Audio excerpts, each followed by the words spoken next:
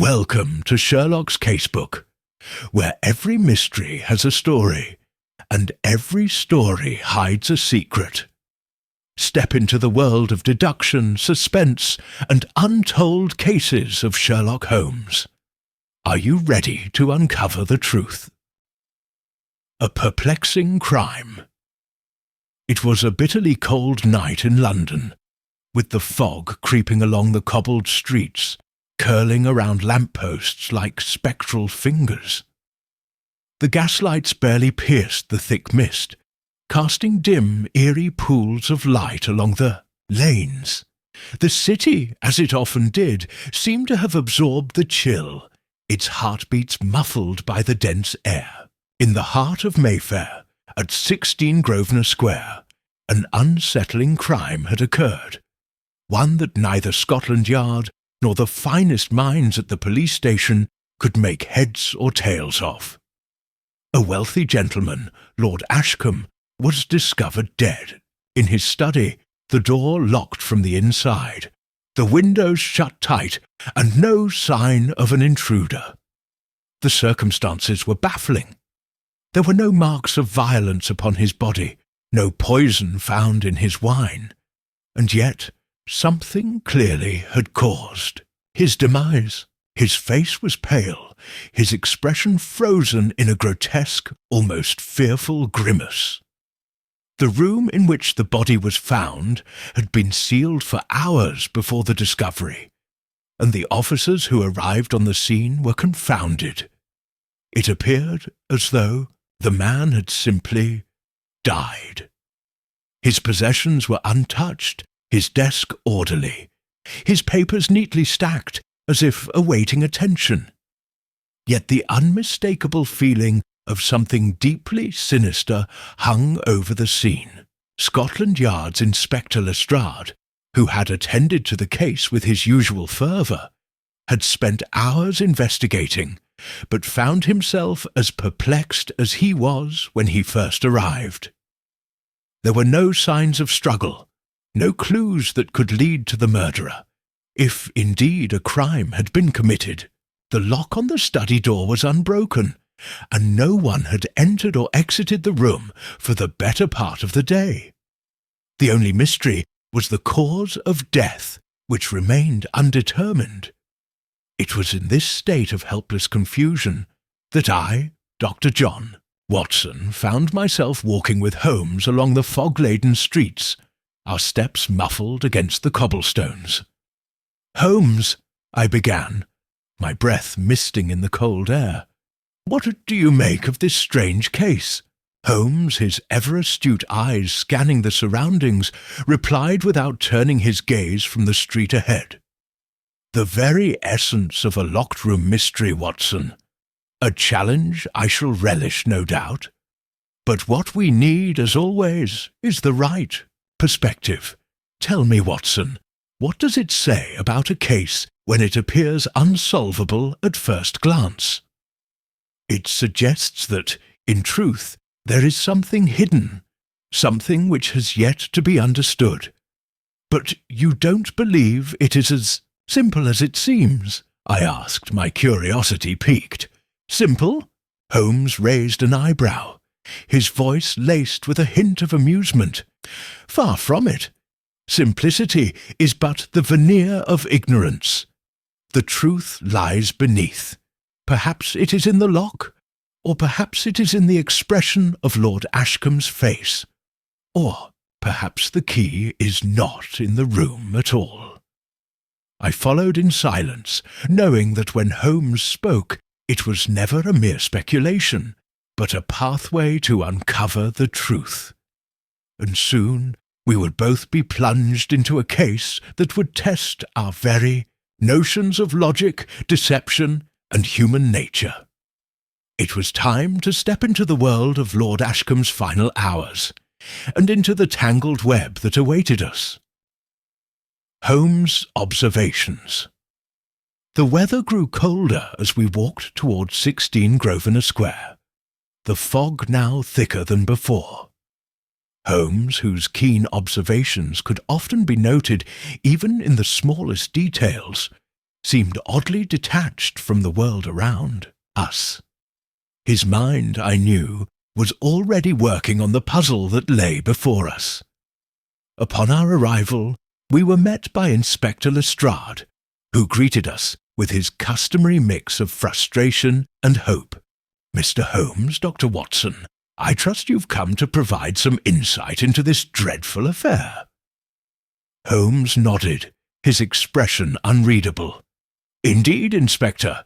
You are aware, I presume, that the crime is not as it first seems." Lestrade's brow furrowed. "I don't understand.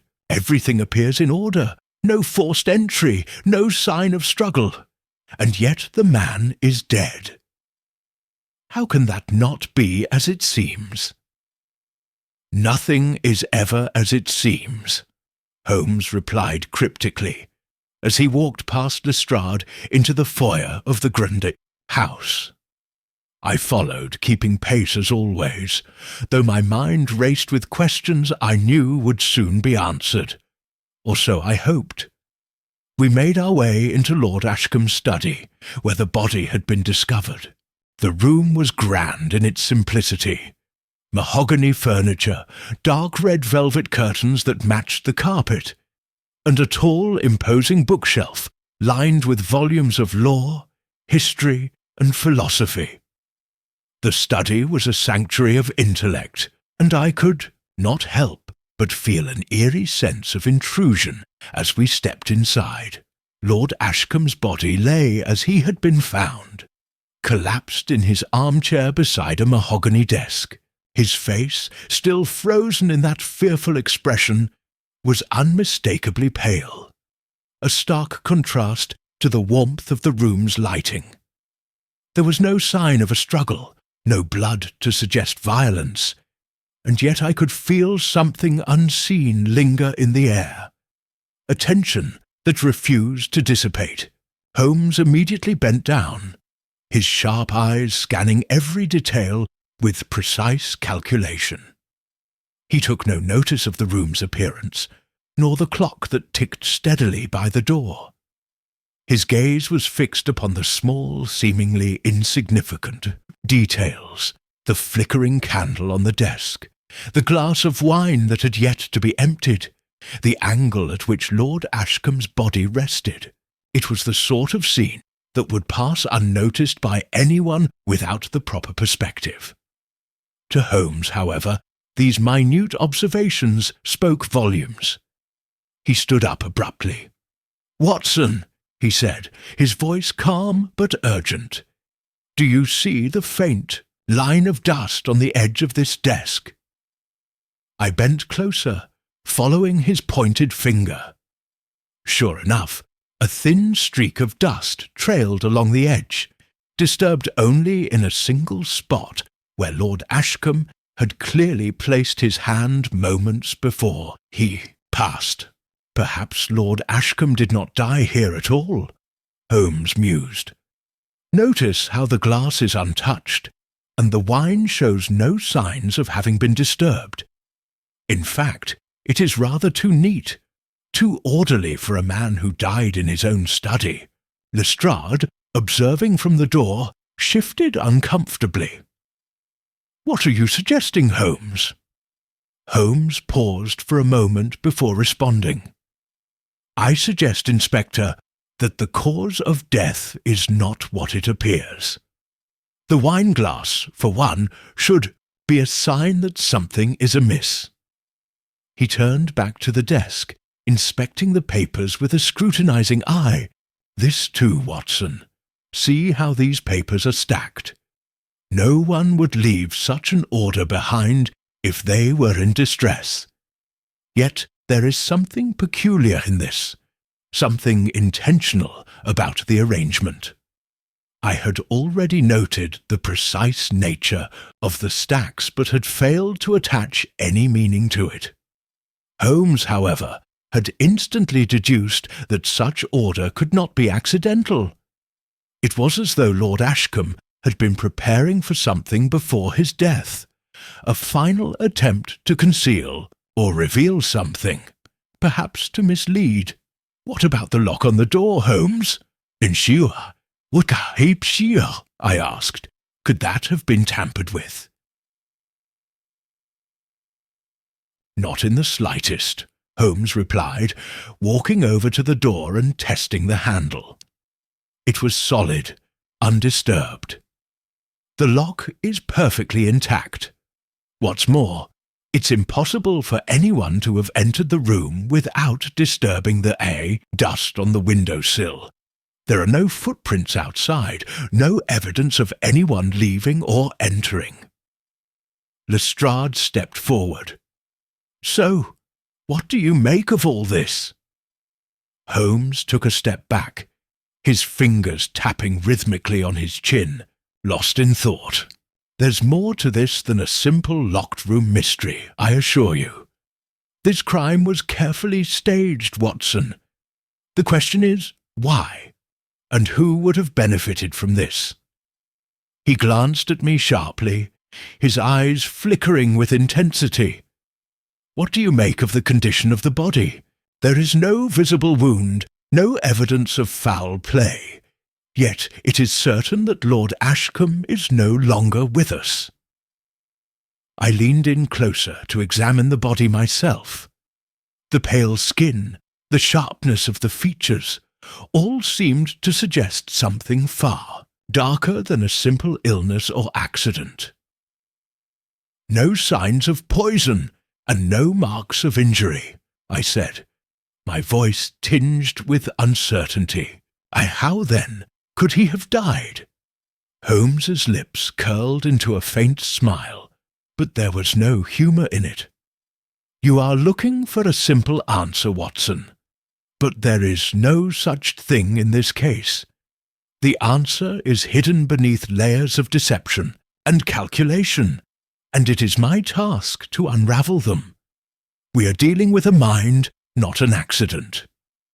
Before Lestrade could inquire further, Holmes turned and began pacing around the study, inspecting every detail again, seemingly looking for something specific. I believe, Watson, that the key to this mystery lies not in the evidence alone, but in the mind behind it. And that mind, whoever it may be, was very careful to leave us only what they wanted us to see. I nodded, knowing that we were at the beginning of a complex puzzle, one that would demand our most careful attention if we were to untangle its threads. Holmes's eyes narrowed as he approached the window.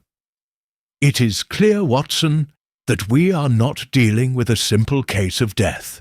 No, something far more devious is at play here. He turned to Lestrade, his voice steady.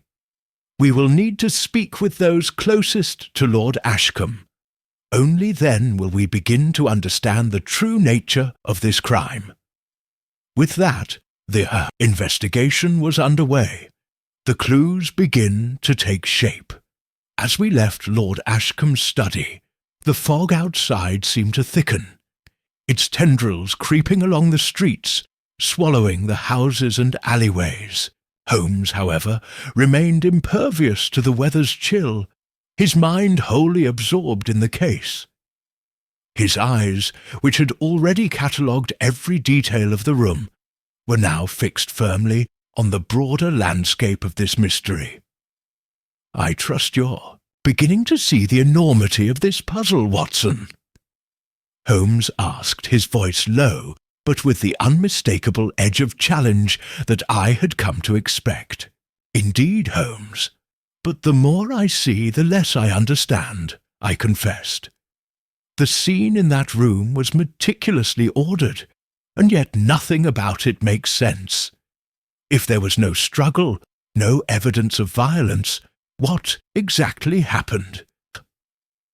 Holmes's lips twisted slightly, an expression of amusement that I could not yet decipher. You are looking for a key, Watson, but it is not the door you should be concerned with. The key lies in the mind of the one who orchestrated this death. I believe that we must look not just at the victim, but at those around him. What do we know of Lord Ashcombe's life? His associations, his habits. We had walked for some distance when we arrived at the adjacent townhouse of Lord Ashcombe's neighbour, a man by the name of Sir Reginald Hawthorne. Holmes had already decided that the man's proximity to the deceased made him a necessary point of investigation. Sir Reginald greeted us in his large drawing-room, a room befitting a man of his wealth and status. He was a tall man in his mid-50s, his hair peppered with grey, but still possessing a youthful vigour. His eyes, however, held a subtle weariness, as though he had seen far more than his share of the world's cruelties. "I was rather shocked to hear of Lord Ashcombe's passing," Sir Reginald said, his voice steady. "Yet I thought I detected a hint of something almost guarded. We were old friends, you know, but his reclusiveness in recent months had made him difficult to visit." "Reclusiveness?" Holmes inquired, his voice casual but with an edge of intrigue. Had something disturbed him recently? Something that may have caused him to withdraw from his usual social engagements? Sir Reginald seemed to hesitate, his brow furrowing ever so slightly. He did become withdrawn, yes. He was a man of intellect, and I suppose he grew increasingly obsessed with something. I couldn't quite understand it, but he did speak often of some project, something that preoccupied his thoughts to the exclusion of all else. I had the impression that whatever it was driving him to the edge of reason. "And did he share any of this project with you?" Holmes pressed. I'm afraid not. He kept his thoughts to himself, especially in the last months," Sir Reginald answered quickly, his gaze faltering for a moment. He was also rather peculiar with his schedule, would not receive visitors at certain hours, and when he did, he was often curt or distracted. I assumed it was just the weight of his position. After all, he was a man of great responsibility. But now I wonder if there was something else. Holmes's eyes gleamed with interest, though his face remained carefully neutral. See, and have you noticed anything unusual in the days leading up to his death? Anything out of the ordinary in his behaviour?" Sir Reginald paused, his eyes narrowing, as if trying to recall some distant memory. "Well, now that you mention it, just a few nights ago, he did seem troubled. When I called to visit him, he mentioned that he was expecting a guest, though he would not say who. He was very insistent that I leave him to his work, and that was the last time I saw him. Perhaps that is of some significance. An unexpected guest, you say?" Holmes's voice dropped to a whisper, the sharpness of his tone suggesting he was already piecing together something the rest of us had missed. "Interesting. Do you know who this guest might have been?" "I don't, I'm afraid. He never mentioned a name," Sir Reginald replied, his gaze distant, as if contemplating the gravity of what he had just shared. "But if there was someone he was expecting, perhaps they played a role in what happened." "Indeed," Holmes murmured, more to himself than anyone else.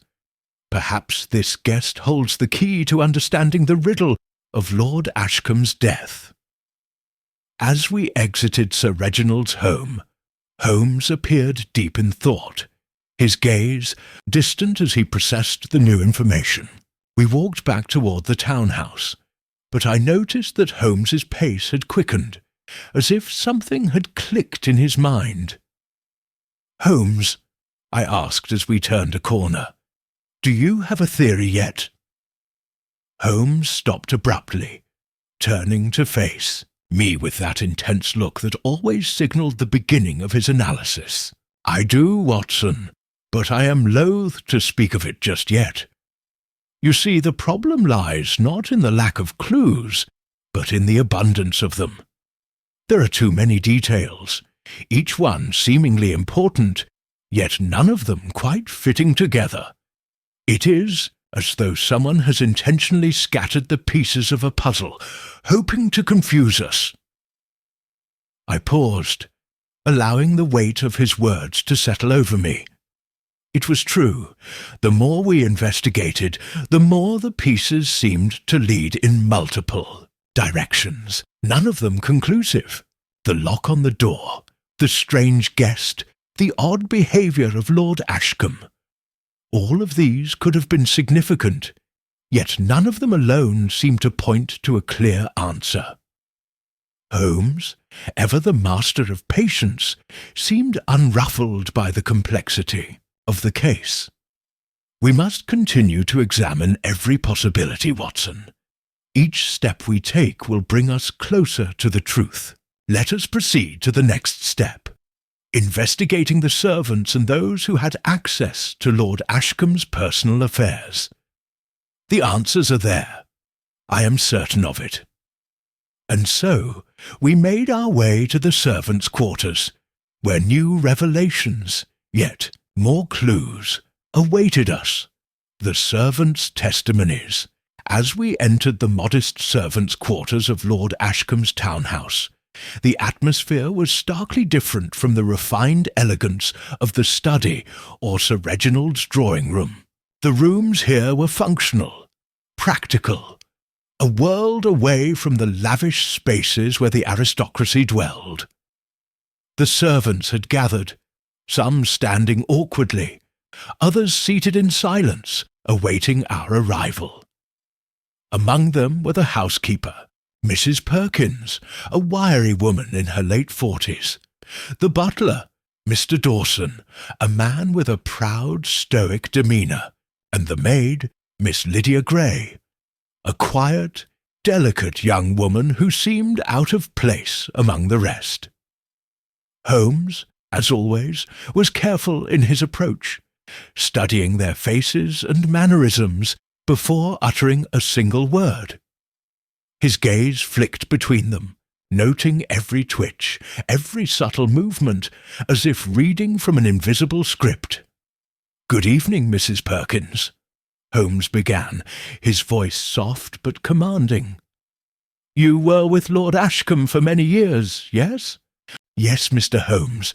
I've served him faithfully for over a decade," Mrs. Perkins replied, her voice steady, but with a tremor I noted. She was clearly nervous. "And Mr. Dawson?"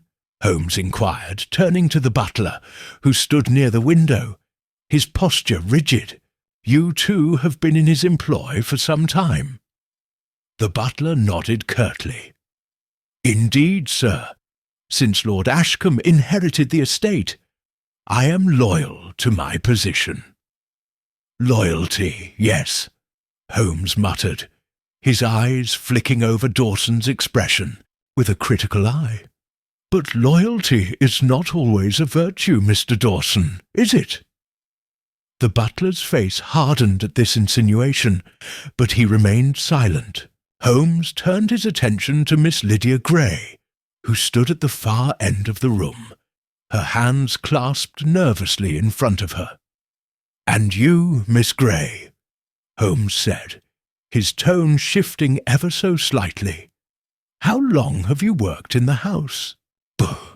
"Just under 6 months, Mr. Holmes," the maid replied quietly, her voice soft, almost as if she were afraid of being overheard. "I am new to Lord Ashcombe's household." Holmes nodded thoughtfully. "A short tenure indeed, but your presence here may hold some significance. Tell me, did you notice anything unusual in Lord Ashcombe's behaviour over the past few days?" The young maid hesitated for a moment, her eyes darting to Mrs. Perkins and then to Mr. Dawson, before answering.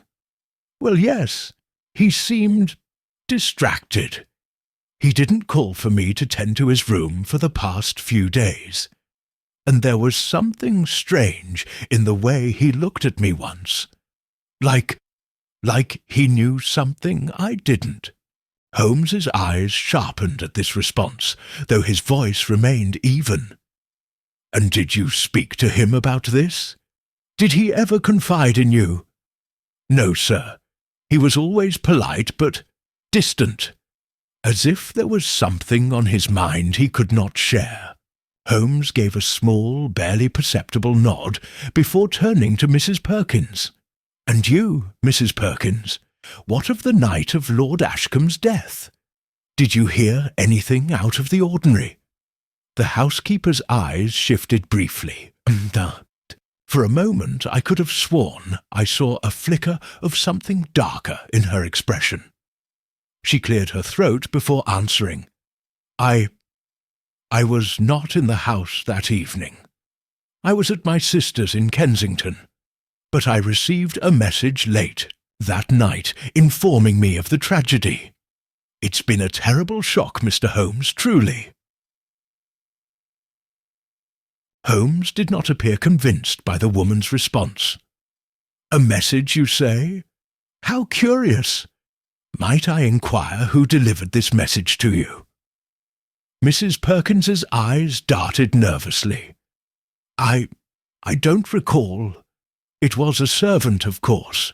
"A servant, of course," Holmes echoed, his tone now slightly more pointed.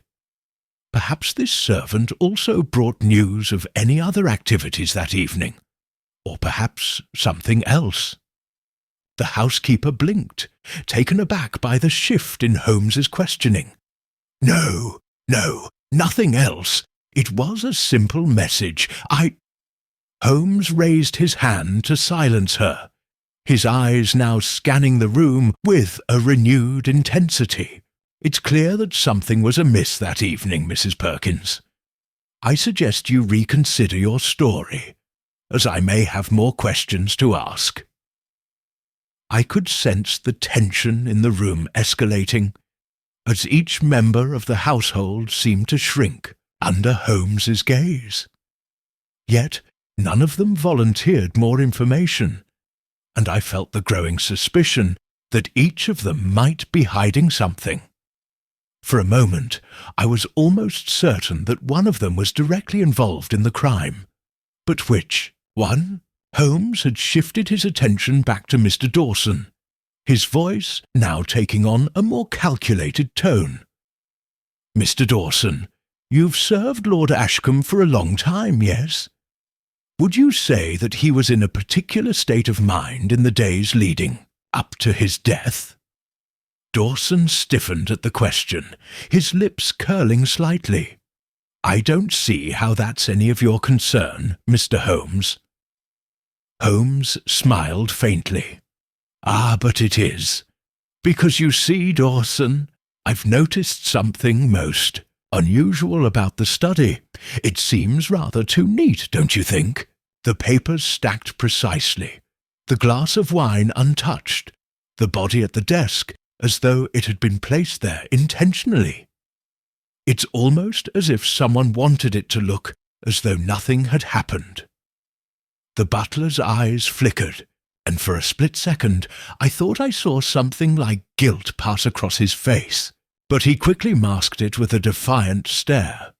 "You're barking up the wrong tree, Holmes. There's nothing for me to tell you." Holmes, ever the master of subtlety, didn't push further, though I could tell he was not satisfied with Dawson's reply. Instead, he turned to the group as a whole, his eyes moving from one face to the next. "Now, I have gathered enough to suspect that one of you knows more than they are letting on. But," he added, his voice smooth but tinged with gravity, "I do not yet have the full picture. You may each think that you can hide your secrets, but it is only a matter of time before they come to light." The tension in the room was palpable, as Holmes's words hung in the air. I could see each of them weighing his words, wondering whether the game was up, or if they might be able to deceive us further. Holmes turned to me, his expression unreadable. "We shall need to investigate further, Watson. There is more to this mystery than meets the eye. Let's speak with the servants more closely, and see if we cannot uncover the truth behind Lord Ashcombe's last days." As we left the servants' quarters, I couldn't shake the feeling that we were being led down a winding path of misdirection. The answers were there, hidden beneath the layers of secrecy and falsehoods, but the question remained: who was hiding the truth, and why? A hidden inconsistency. The following morning, Holmes and I returned to the scene of the crime. The townhouse felt unnervingly quiet, as if the weight of Lord Ashcombe's death still lingered in the very walls. Holmes, ever the meticulous investigator, insisted we revisit every corner of the study and examine anew the details that had eluded us before. I had hoped that with a fresh perspective we might unravel some new clues. But as we entered the room again, I felt an increasing sense of frustration. The more I observed, the less I understood. The room was pristine, too pristine. The carefully placed books, the untouched glass of wine, the faint smell of tobacco still lingering in the air. Every detail suggested order, but it was an order that felt false. Holmes stood motionless by the desk, his eyes flicking over the various objects in front of him. He didn't speak immediately, allowing the silence to settle in the room before he finally addressed me, his voice low and deliberate. "Watson," he began, his gaze narrowing as if focusing on some distant target. "Do you see it?" I turned to him, feeling a growing unease. "See what, Holmes? Everything appears exactly as we left it." "Exactly," Holmes replied, his tone edged with a mixture of satisfaction and quiet frustration. "It's too perfect. This room is a stage, Watson, and we are the unwitting audience. Every detail has been orchestrated with one goal in mind: to deceive us." I furrowed my brow, unsure of where he was going with this. But surely, if there were signs of tampering, we would have noticed by now. The door was locked from the inside, and Holmes raised a hand to stop me, cutting off my explanation. "The lock, yes, the lock is the key here, Watson. It's the one thing that stands apart from the rest of the scene. If someone had indeed locked the door from the inside, they would have had to possess a certain knowledge of the room, a knowledge that would suggest a level of familiarity with the victim, something that goes beyond the role of a mere servant." I looked around the study, trying to understand where Holmes was leading me. The door, so simple, so unassuming. But Holmes had already moved to the desk, his fingers brushing over the edges of the papers. He paused at one document which I had previously overlooked. It was a letter, folded neatly in half, its edges slightly frayed, as if it had been handled many times. "Do you see this?" Holmes asked, holding up the letter, his eyes gleaming with an almost dangerous intensity.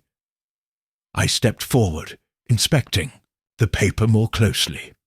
The writing was elegant but faintly smudged, as though the ink had been applied hastily. It appeared to be an unfinished letter, its contents impossible to read in full. But one word stood out, clearly legible through the blurred ink. "Tomorrow." "The letter," I murmured, now understanding the significance. This letter was written the night before Lord Ashcombe's death. It's as if he was expecting something the following day. Holmes nodded but said nothing further, allowing me to process the implication of what we had discovered. Then, without warning, he placed the letter down and turned his attention back to the desk. His fingers moved with the precision of a surgeon as he examined every object on the table, until his eyes settled on something I had not noticed before, a faint scratch on the edge of the desk's surface. "That's odd," Holmes muttered under his breath. "A scratch. Not a mark, mind you, but a scratch. And it's recent, too, within the last day or so." I leaned in closer, scrutinizing the small imperfection in the polished wood. The scratch was shallow, but it was unmistakable. Something heavy had been dragged across the desk. "Holmes," I began slowly, "do you think someone left this mark deliberately? Perhaps during the struggle?" Holmes didn't answer right away. Instead, he paced slowly around the room as if weighing the significance of the scratch against everything else. He stopped near the window and stared out at the fog that had begun to settle once more over London's streets. "I believe, Watson, that we are looking at this all wrong," he said, his voice low but sharp. "The evidence points us in one direction, but it is all too convenient. The locked door, the untouched room. It is all designed to mislead us. But there is something else, a hidden inconsistency that explains it all."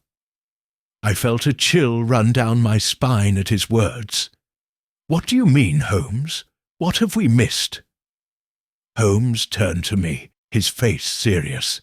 "We have overlooked the simplest of things, Watson.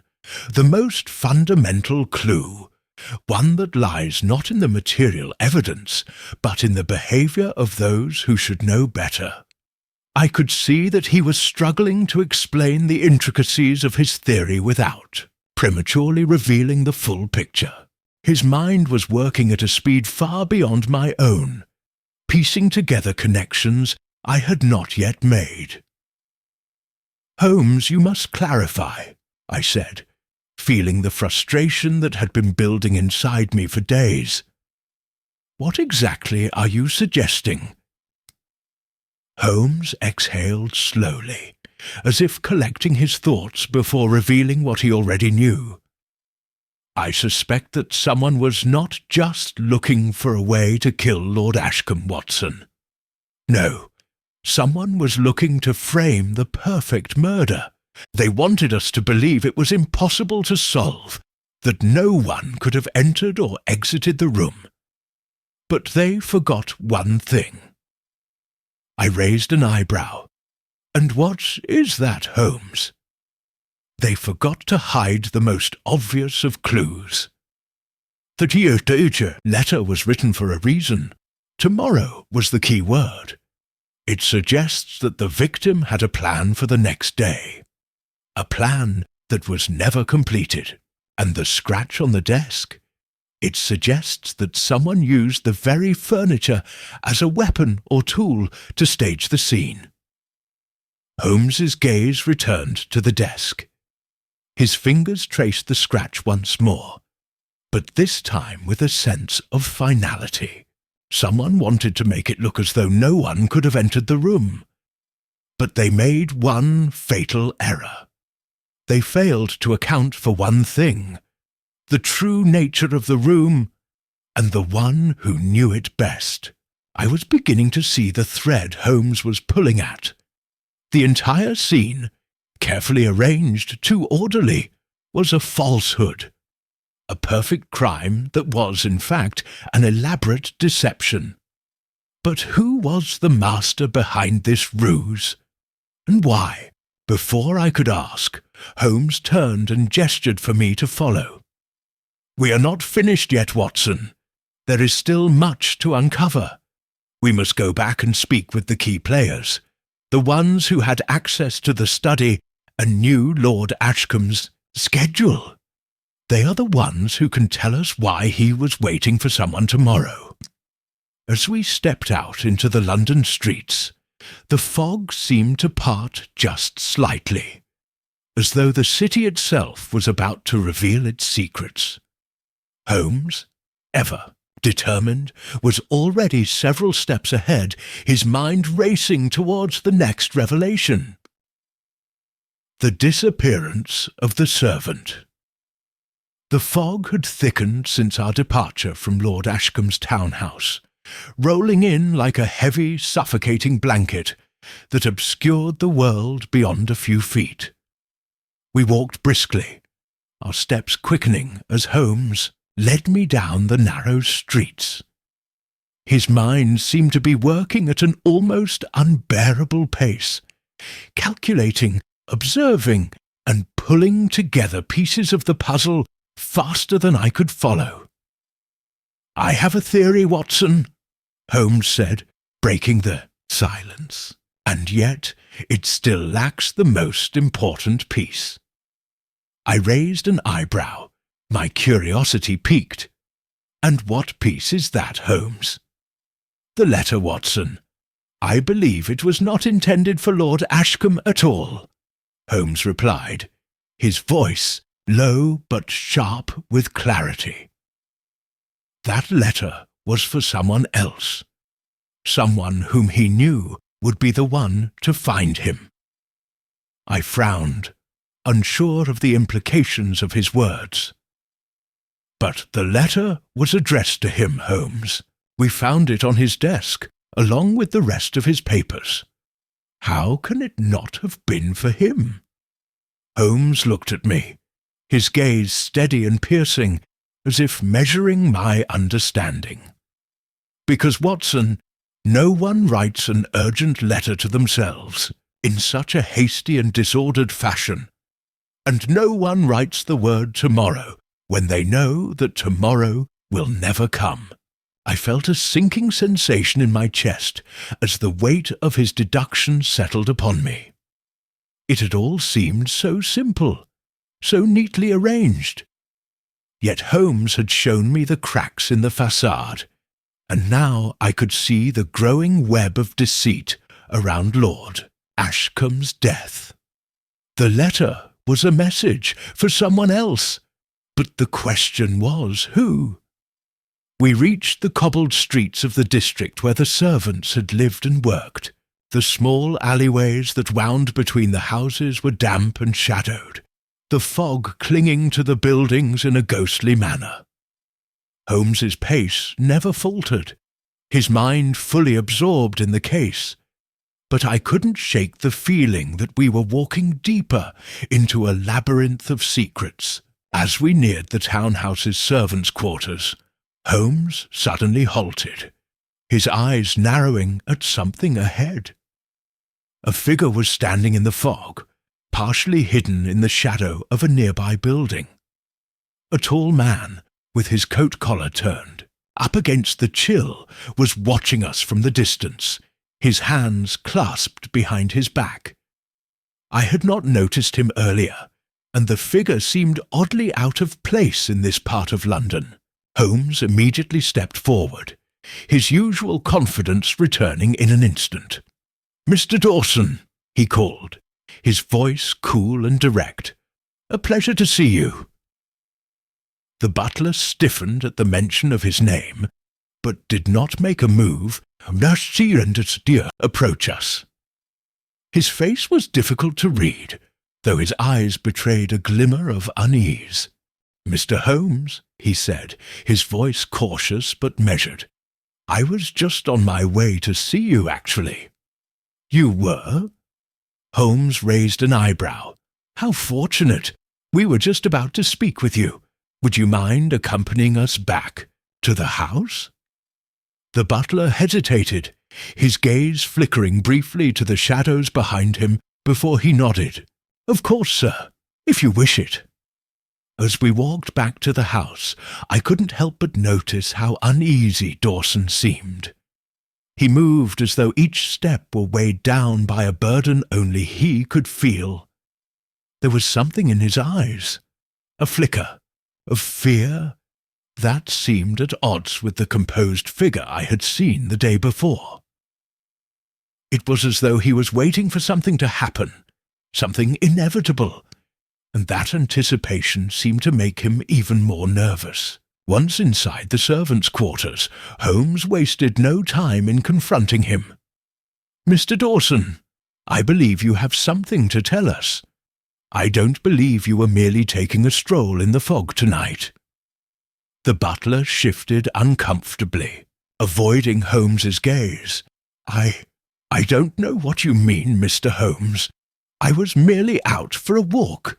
The fog. It's quite thick tonight." Holmes was silent for a moment, studying Dawson's face as if he were examining a suspect under a microscope. Then, without a word, he turned to Mrs. Perkins and Miss Grey, who had returned to their quarters after our previous conversation.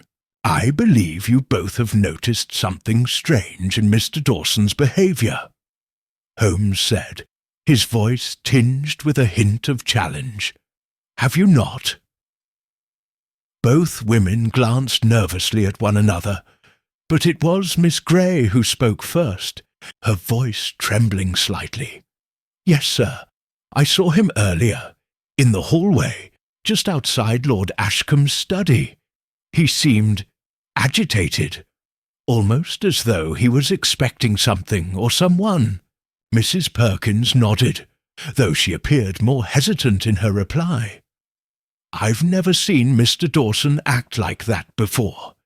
It was late, and he didn't usually come down to that part of the house at such an hour." Holmes gave a small nod, as if piecing the new information together in his mind. "Interesting. So it seems that Mr. Dawson was in the vicinity of the study after all. Yet you did not hear the sound of a struggle? You did not see anyone enter or leave the room?" "No, sir," Mrs. Perkins replied, her voice strained. "But I did hear something else, something that I wasn't sure about at the time, but now—" She hesitated, as if reluctant to share too much. "I heard a door creak open, but it was so faint. Perhaps it was just the wind. I can't say for certain." Holmes turned to me, his expression inscrutable. "The wind, Watson, of course. But now we are left with a new question. Why would Mr. Dawson be lurking around Lord Ashcombe's study at such an hour? And why would he act so oddly the next morning?" I felt a sinking sensation in my chest once more. The pieces were falling into place, but not fast enough. Each new piece of evidence seemed to lead to more questions than answers. And then, as if in answer to my thoughts, a new complication arose.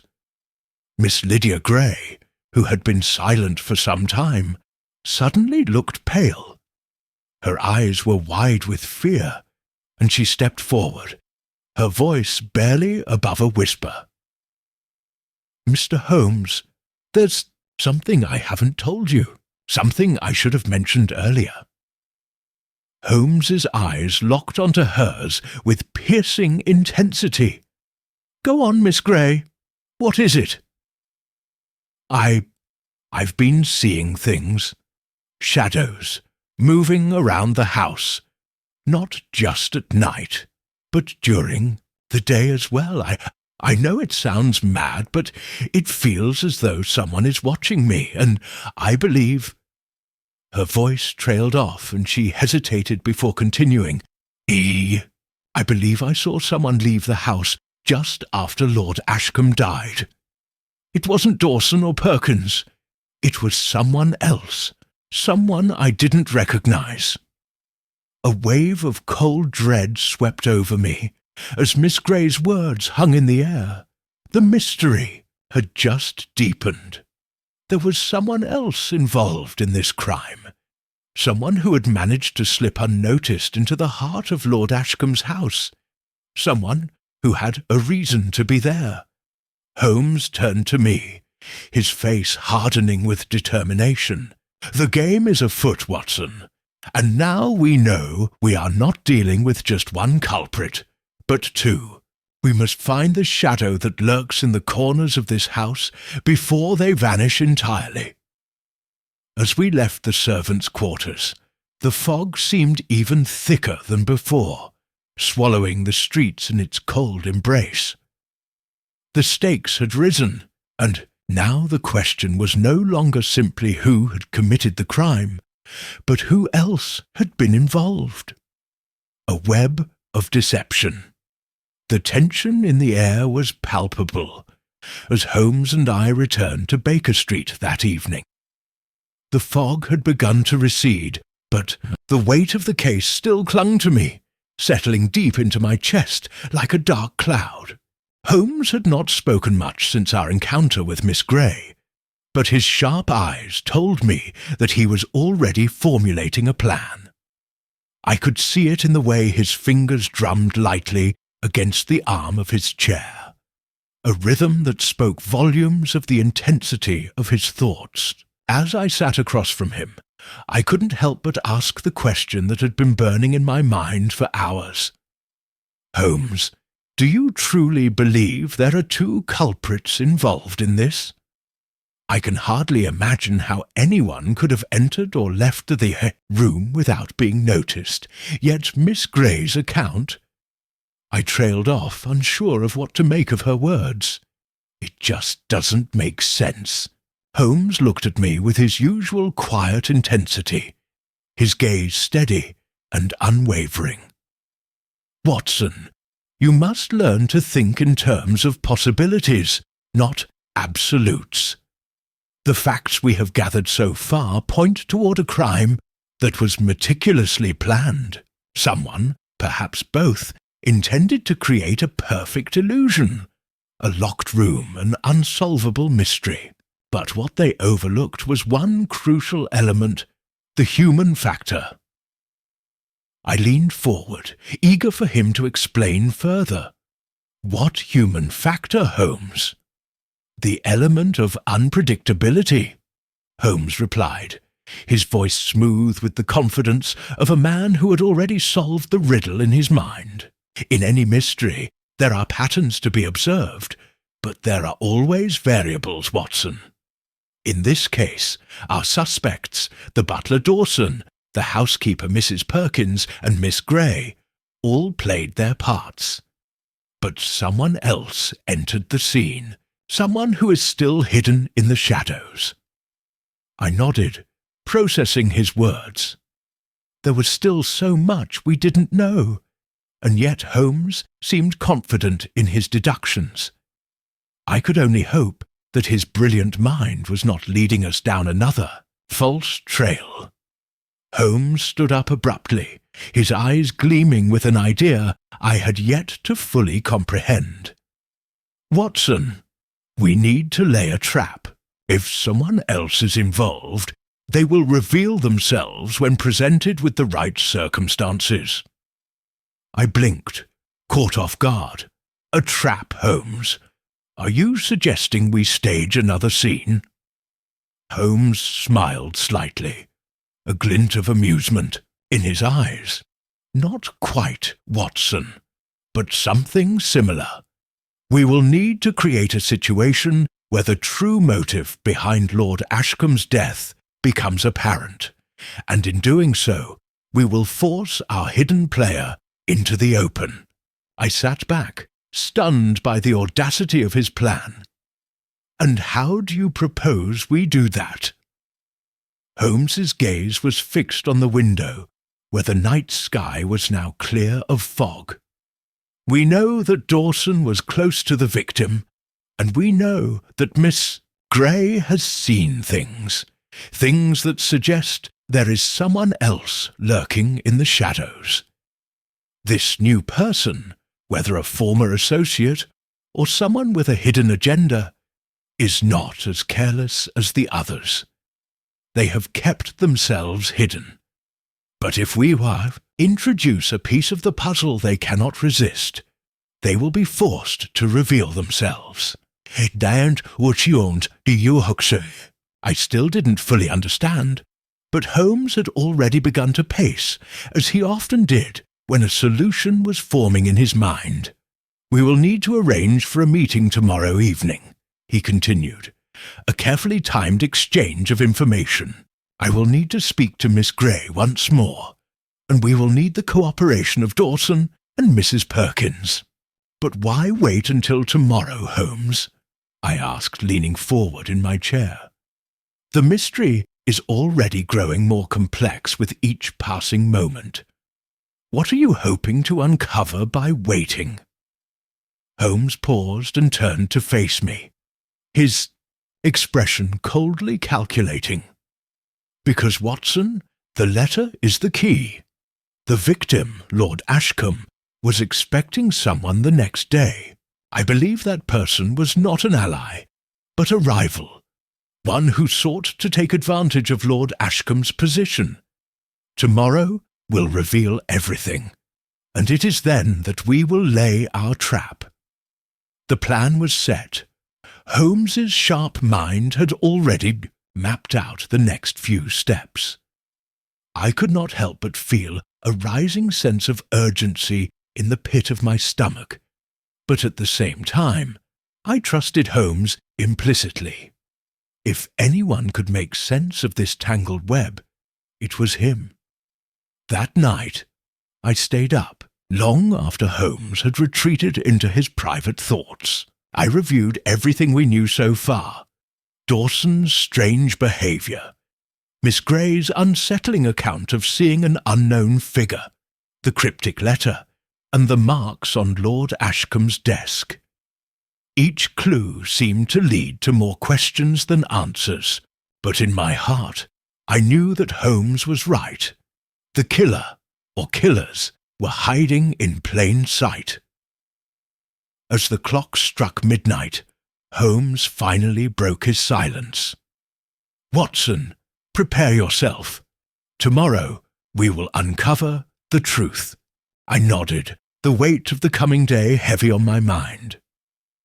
I had no doubt that the trap Holmes had laid would ensnare the real culprit, but I couldn't help but wonder what other surprises awaited us in the shadowy corners of Lord Ashcombe's life. Was Miss Grey merely a witness, or was she somehow connected to the crime? And what of Dawson? Had his apparent nervousness been a sign of guilt, or was he simply a man trapped in circumstances beyond his control? Sleep eluded me that night, and by dawn I was more determined than ever to assist Holmes in whatever way I could. The pieces of the puzzle were scattered, but I had no doubt that Holmes would find a way to bring them all together.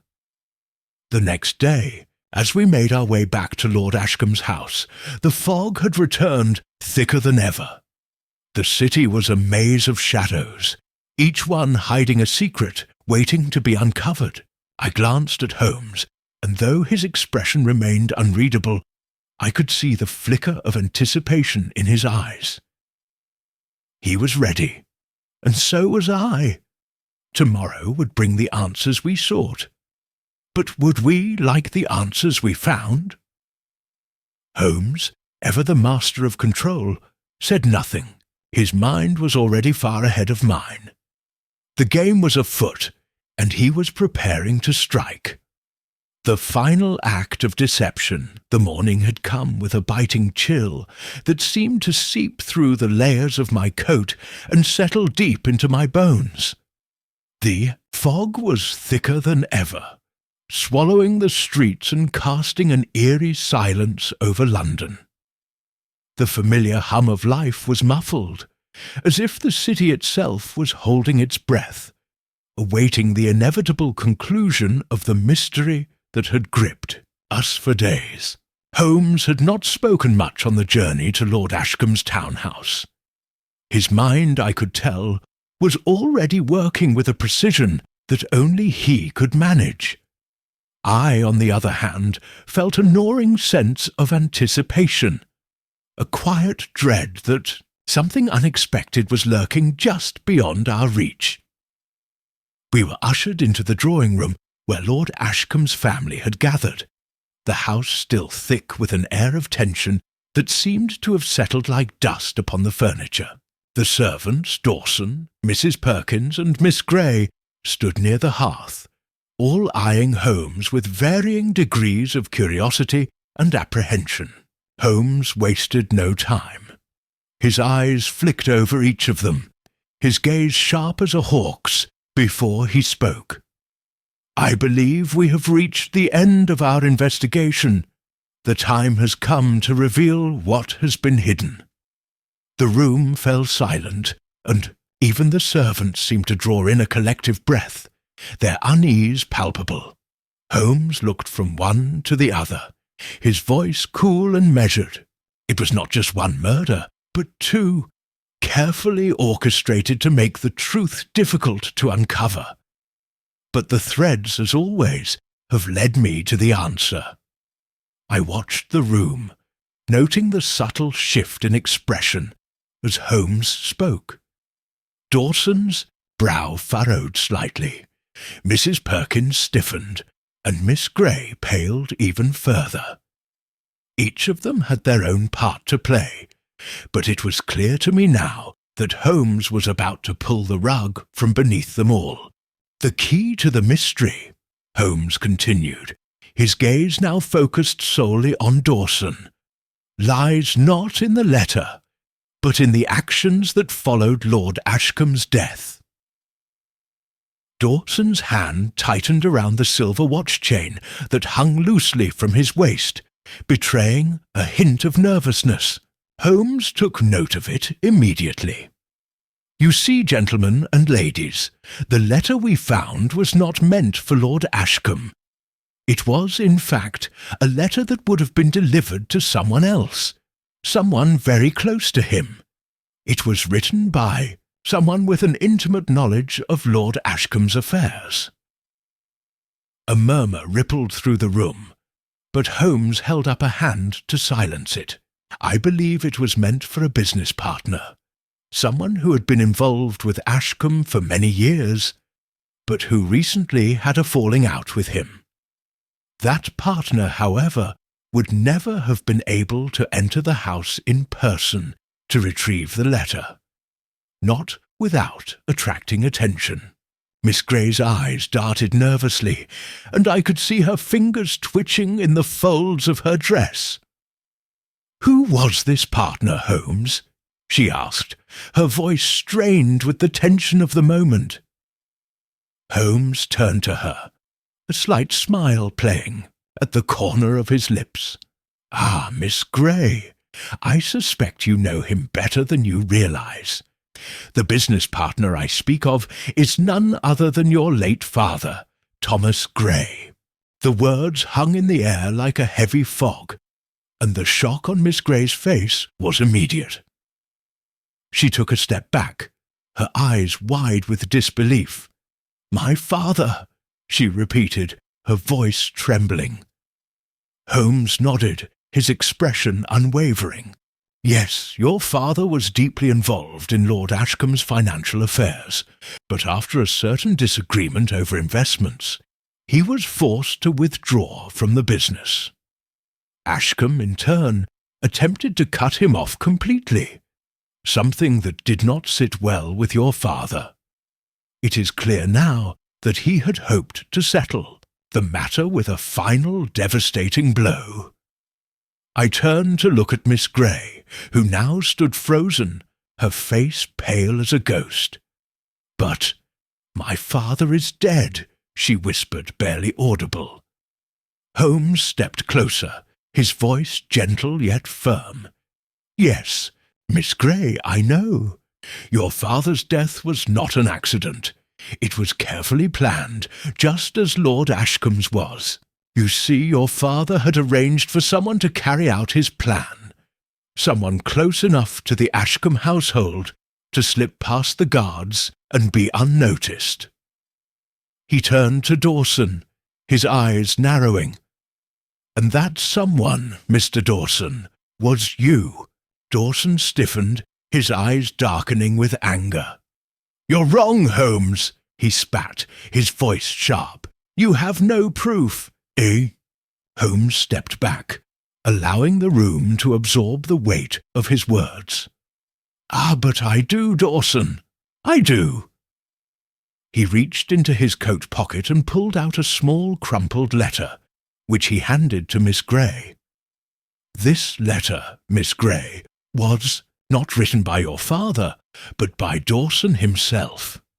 He forged your father's handwriting in an attempt to manipulate Lord Ashcombe into believing it was an urgent business matter that needed immediate attention. Dawson's face turned pale, and for a moment I thought he might collapse. What are you saying?"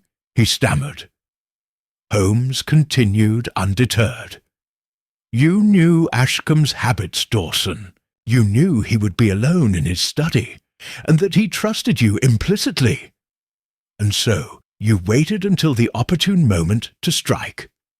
You intended to kill Ashcombe, but in doing so, you underestimated one important detail." "What detail?" Dawson demanded, his voice now low and strained. "That Ashcombe's death was not the end of the story," Holmes said, his voice now cold and final. "It was merely the beginning. You thought you had covered your tracks well, but you didn't account for one thing. The one thing that led me to the truth." I could see Dawson's confusion growing, his eyes darting nervously between Holmes and the letter in Miss Grey's hands. "And that is?" he asked, his voice trembling. "The human factor," Holmes replied simply, "a servant's intuition. The nervous twitch of an eye. The quiet detail no one else notices. Miss Grey saw you, Dawson. She saw you leaving the study after the crime was committed. She saw you in the shadows, and it was then that the game was over." Dawson's face twisted in defeat, and in that moment all his bravado drained from him. His shoulders slumped, and his eyes lowered, ashamed of what had been revealed. I didn't mean for any of it to happen this way," Dawson whispered, his voice thick with guilt. "I was desperate. My debts, they were ruining me." Holmes stepped closer to him, his face hardening. "Desperation, Dawson, is no excuse for murder, nor is it an excuse for the blood of an innocent man, which now stains your hands." As the truth hung heavily in the room, the atmosphere seemed to shift. Miss Grey, now pale and shaking, stared at Dawson with a mix of horror and disbelief. "Why?" she whispered. "Why would you do this?" Dawson's head drooped, and he muttered, "I had no choice. I owed Ashcombe more than I could pay. I thought I could make it all right. But everything spiraled out of control, and the Holmes turned to the rest of the room, his gaze sweeping over each of the individuals present. "The web is now untangled," he said simply. "Lord Ashcombe's death was the result of greed and betrayal, but it was not a solitary crime. It was an act born out of desperation, one that led to the tragic death of a man who believed his world was secure." I looked at Holmes, awed by the depth of his reasoning. It had all seemed so impossibly complex, but in the end he had pieced together the puzzle with the clarity and precision only he could provide. As Dawson was taken away by the authorities, I turned to Holmes, my heart heavy with the weight of the revelation. "Holmes," I said, my voice a whisper, "how did you know?" Holmes smiled faintly, the faintest glimmer of satisfaction in his eyes. "Ah, Watson, the game is never over until all the pieces fall into place, and this time they have." The case was solved, but as always with Holmes, the answers were never quite as simple as they seemed. The dust settles. The air seemed to grow lighter once Dawson had been taken into custody, though the weight of the case still lingered in the quiet of Lord Ashcombe's townhouse. I stood by the hearth, watching the fire crackle, but my thoughts were far from the warmth of the flames. I could hardly fathom the chain of events that had unfolded over the last several days. A web of deceit, spun from desperation and hidden motives, had finally been untangled, but not without leaving scars. Holmes had been remarkably composed throughout the ordeal, his sharp eyes never wavering, his mind still sharp as ever. Yet I could tell something had shifted within him. There was a quiet satisfaction in his demeanour, but also something else. A momentary flicker of weariness that, for all his ability to remain aloof, he could not entirely mask. I had hoped the case would be over with Dawson's arrest, but the lingering questions kept pulling at me. There was still much I did not fully understand about the final moments before Lord Ashcombe's death, and despite the clarity Holmes had brought to the case, I found myself with a lingering sense of unease. As I stood lost in my thoughts, Holmes turned to me, his eyes focused but distant, as though he were already several steps ahead in his mind. "Watson," he said, breaking the silence, "it's not often that a case like this reveals so much about the nature of people, but this one, it has." I turned to face him, intrigued by the solemnity in his voice. "What do you mean?" Holmes gave a slight shake of his head, as if in contemplation. "Dawson's actions were motivated by greed, yes, but it was his desperation that led him to do something so drastic. He thought he could escape the consequences of his choices by eliminating Lord Ashcombe, cutting off the source of his debt. What he failed to realize was that his past would catch up with him, and he would be ensnared by his own actions." I considered his words carefully, feeling the weight of the lesson within them. "And Miss Grey?" I asked. "How does she factor into all of this?" Holmes's gaze softened, his tone taking on a gentler note. "She was a victim in this, Watson. She never intended for the situation to escalate as it did. In her eyes, she was simply trying to protect her father's memory, but she became a pawn in Dawson's game. I suspect she had no idea the full extent of what her father's actions had set into motion." I looked back toward the door where Miss Grey had exited earlier, her figure now a mere memory in the dimly lit room. "I still don't quite understand her role in all of this," I admitted. She seemed so innocent, yet her father's involvement with Ashcombe was much deeper than I had first realized.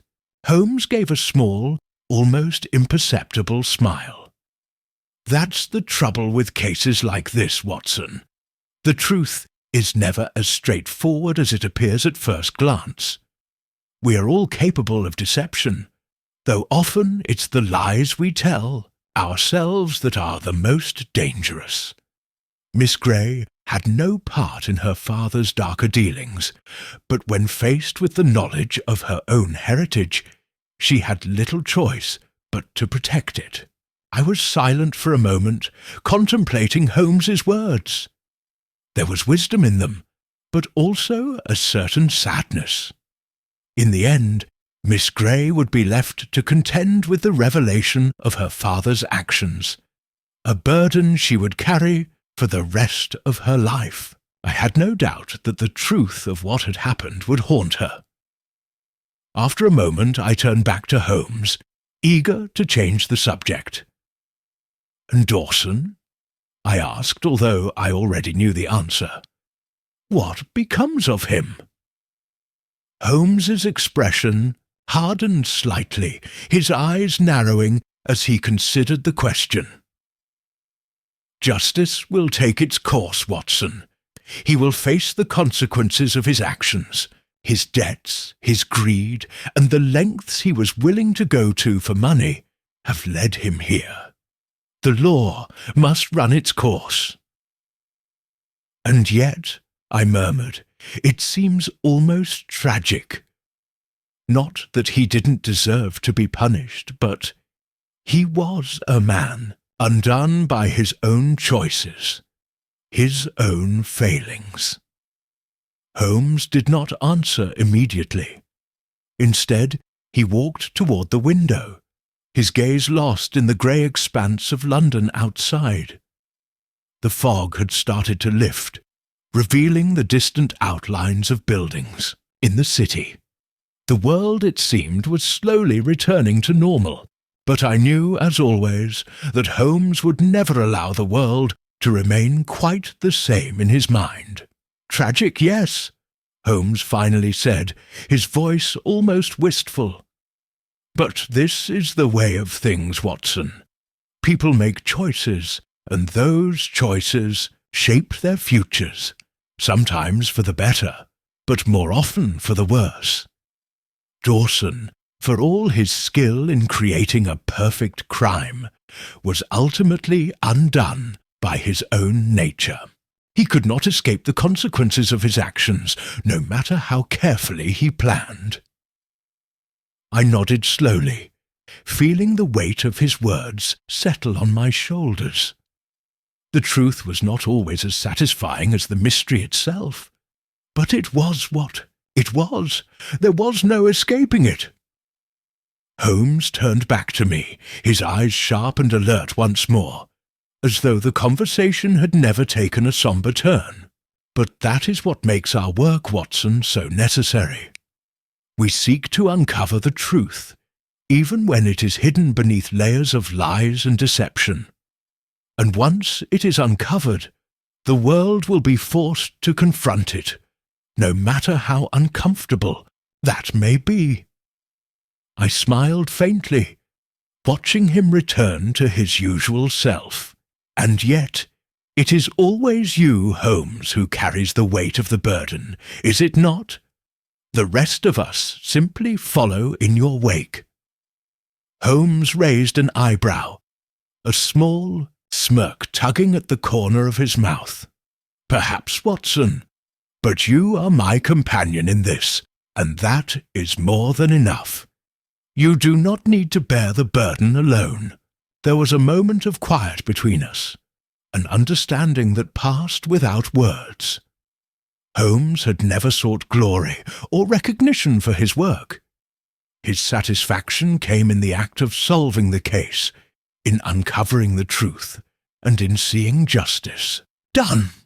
But I knew that, for all his brilliance, Holmes was not without his own moments of reflection. With the case resolved and Dawson's fate now in the hands of the law, Holmes began to gather his things, his attention already shifting to the next puzzle that awaited him. As I prepared to leave for the evening, I found myself once again marvelling at the mind of my friend. "Where to next, Holmes?" I asked as we made our way toward the door. Holmes paused, glancing at me with a slight twinkle in his eye. "Ah, Watson," he said, a slight smile on his lips. "There is always another case, another mystery to unravel, another truth to uncover." I chuckled softly, following him into the fog. "Indeed, Holmes, there always is." As we stepped out into the gloom of London streets, I realized once again how fortunate I was to be by his side, and though the case of Lord Ashcombe's death had come to an end, the adventure of life with Sherlock Holmes was far from over. The game, it seemed, was never truly finished. The unsolvable puzzle. The morning fog had cleared as Holmes and I walked briskly along the cobbled streets of London, the hum of the city slowly coming to life around us. The recent case of Lord Ashcombe's death still lingered in my thoughts, its complexities and revelations echoing in my mind.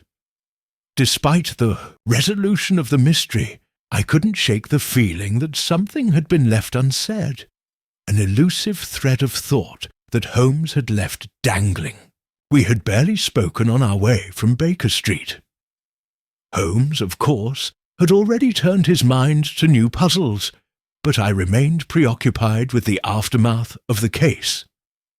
There had been moments, particularly near the end, when I thought I had understood the intricacies of Dawson's plan, only for Holmes to offer another perspective, a view that completely altered my understanding of the entire affair. As I walked beside him, I could almost hear his voice, cool and methodical, as he explained how he had seen the solution from the very beginning. "Do you ever wonder, Holmes," I said, breaking the silence, "if there is a mystery you couldn't solve?" Holmes slowed his pace slightly, as though considering the question. He turned his gaze on me, his eyes gleaming with that familiar spark of intelligence. "The question is not whether there is a mystery I could not solve, Watson. The real question is whether there is a mystery that does not hold a solution, if only one knows where to look." I blinked, pondering his words. "You mean that there is always an answer, if one searches for it long enough?" "Indeed," Holmes replied, his voice taking on a more philosophical tone.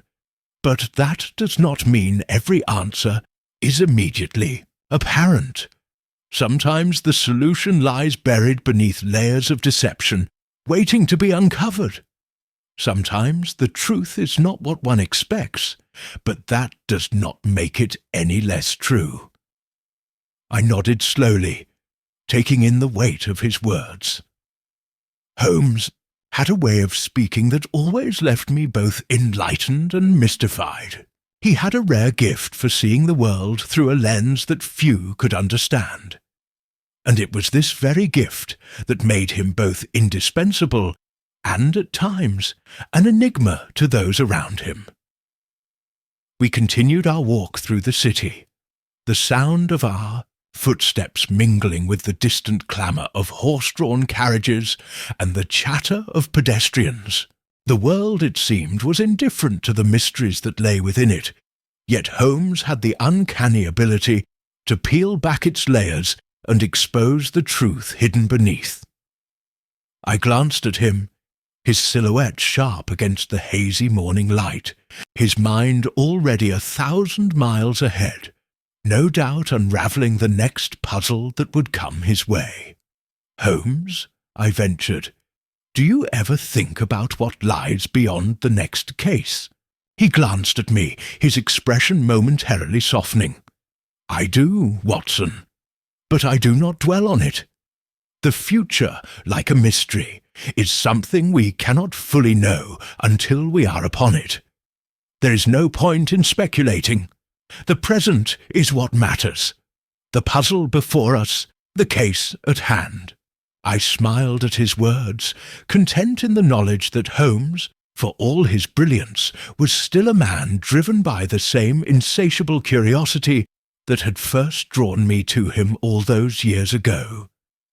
He did not seek fame, nor did he crave accolades. He sought only the truth, however elusive it might be.